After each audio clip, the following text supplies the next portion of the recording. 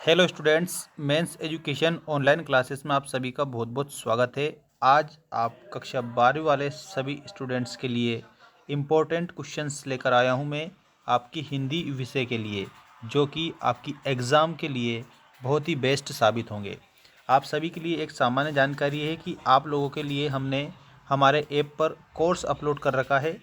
तो हमारे चैनल के अबाउट सेक्शन में और चैनल के ऊपर ही ऊपर हमने एप्लीकेशन की लिंक दे रखी है, उसको भी आप डाउनलोड कर सकते हैं और जिसको लगे वो ऐप के माध्यम से कोर्स परचेस कर सकता है। ठीक है, तो आइए स्टार्ट करते हैं हिंदी विषय के अति महत्वपूर्ण प्रश्नों के उत्तर, कक्षा 12वीं एमपी बोर्ड। देखिए, निम्नलिखित प्रश्नों के उत्तर आपको चुनकर लिखना है। कवि किसका भार लिए फिरता है? आपके ऑप्शन दिए हैं सुख दुख का, निज उर का, जग जीवन का या यौवन का। तो यहाँ पर आपको याद रखना है कवि भार लिए फिरता है, मैं जग जीवन का। ठीक है, जग जीवन का भार लिए फिरता है। धूत कहो अवधूत कहो किसकी पंक्तियाँ हैं? आपके ऑप्शन है फिराक गोरखपुरी, रघुवीर सहाय, तुलसीदास, उमाशंकर जोशी। तो यहाँ पर धूत कहो अवधूत कहो ये तुलसीदास जी की रचना है और तुलसीदास जी की पंक्तियाँ हैं। इसके अलावा आपसे प्रश्न पूछा गया है बाजार कब जाना चाहिए? आपके ऑप्शन है जब मन खाली हो, जब मन खाली, या जब मन अच्छा हो, जब मन खाली ना हो, या फिर जब मन अच्छा ना हो। तो बाजार जाना चाहिए जब मन खाली ना हो। ठीक है, इसके बाद में देखिएगा लुट्टन पहलवान ने हराया था। तो लुट्टन पहलवान ने चांद सिंह को हरा दिया था। किसको हरा दिया था? चांद सिंह को हरा दिया था। इसके बाद में आप ध्यान दीजिएगा, जूझ पाठ के लेखक हैं। पाठ का नाम है जूझ। जूझ का अर्थ होता है संघर्ष। ठीक है, ध्यान दीजिएगा, जूझ का अर्थ संघर्ष होता है। तो इसके आनंद यादव इस पाठ के लेखक हैं। ठीक है ना। और अभी आपको यहाँ पर ध्यान रखना है, टीवी पर प्रसारित खबरों में सबसे महत्वपूर्ण हैं। आपके ऑप्शन है विजुअल, बाइट, नेट या उपरोक्त सभी। तो इसमें आपको करेक्ट उत्तर याद रखना है उपरोक्त सभी। उपरोक्त सभी टीवी पर प्रसारित खबरों में सबसे महत्वपूर्ण ये सारे आ जाते हैं। विजुअल भी आता है, नेट भी आता है और बाइट भी आता है। ठीक है, अब हम बात करते हैं नेक्स्ट क्वेश्चनों की। देखिए, फर्स्ट क्वेश्चन है आपका, इसमें रिक्त स्थान कुछ बच्चे में होंगे। तो बच्चे प्रत्याशा में होंगे, प्रत्याशा आप इसमें लिखेंगे। भक्तिन का वास्तविक नाम था। तो भक्तिन का वास्तविक नाम था लक्ष्मीन।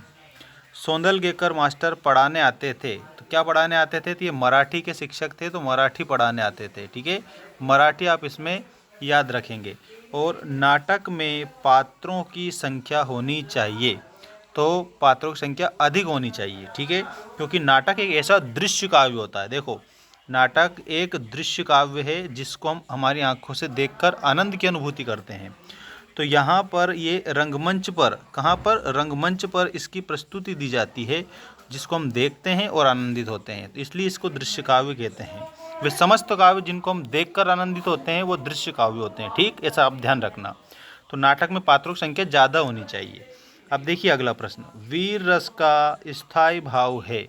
तो वीर रस का स्थायी भाव होता है उत्साह। जिन छंदों में मात्राओं की गणना की जाती है वे छंद कहलाते हैं। देखो, अगर मात्रा की गिनती की जाएगी, ठीक है, तो वो मात्रिक छंद होंगे।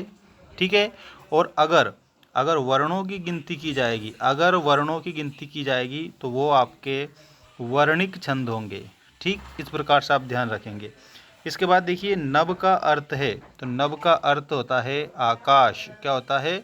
आकाश होता है। तो यहाँ पर आकाश आप इसमें याद रखेंगे। अभी आप देखेंगे सही जोड़ी बनाइए। बात की चूड़ी मर जाना, इसका मतलब होता है बात का प्रभावहीन हो जाना। अवधूत, अवधूत किसे कहा गया था? तो शिरीष के फूल को अवधूत कहा था।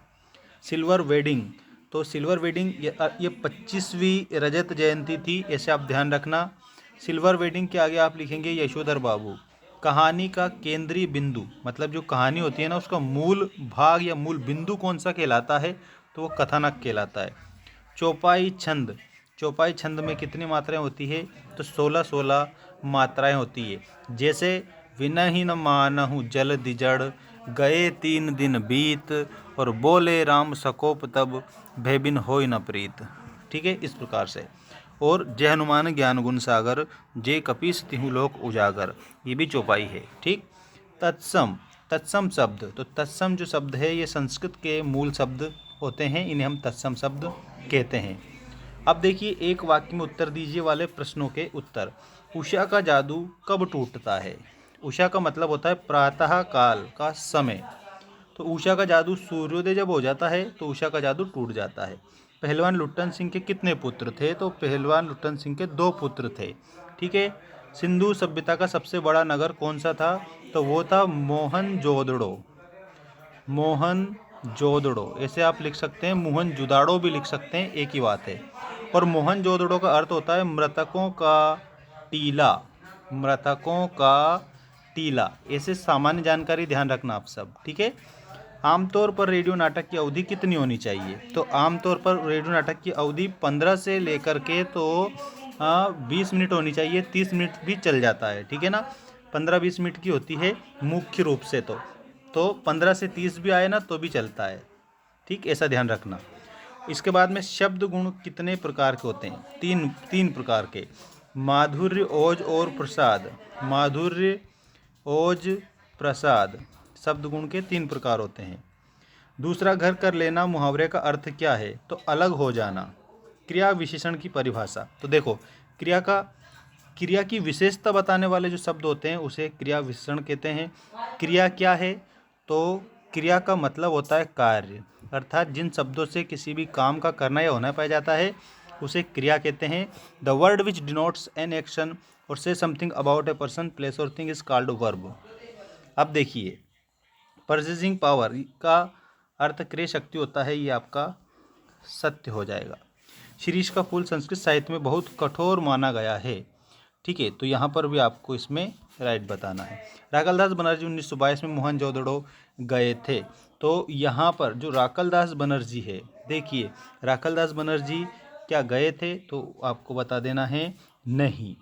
ठीक है ना, इस प्रकार से ये 1922 में ही गए थे। 1921 में दयाराम साहनी, ठीक है, गए थे। क्यों? और ये कौन थे? पुरातत्ववेत्ता थे। ठीक, ऐसे ध्यान रखना आप सभी। 1921 में कौन गए थे? तो वहाँ पर दयाराम साहनी, ऐसे आप ध्यान रखना। कहानी का नाटक रूपांतरण असंभव है, तो असत्य संभव है। करुण रस का स्थायी भाव रति है, गलत, क्योंकि रति तो श्रृंगार रस का है। प्रिया बहुत बातूनी है, में बातूनी शब्द क्रिया विशेषण है, तो यहाँ पर आप लोगों को असत्य बताना है। ठीक है। बाकी अभी आपके सारे क्वेश्चन आए हैं, इन क्वेश्चनों को भी इम्पोर्टेंट समझकर आप याद करेंगे।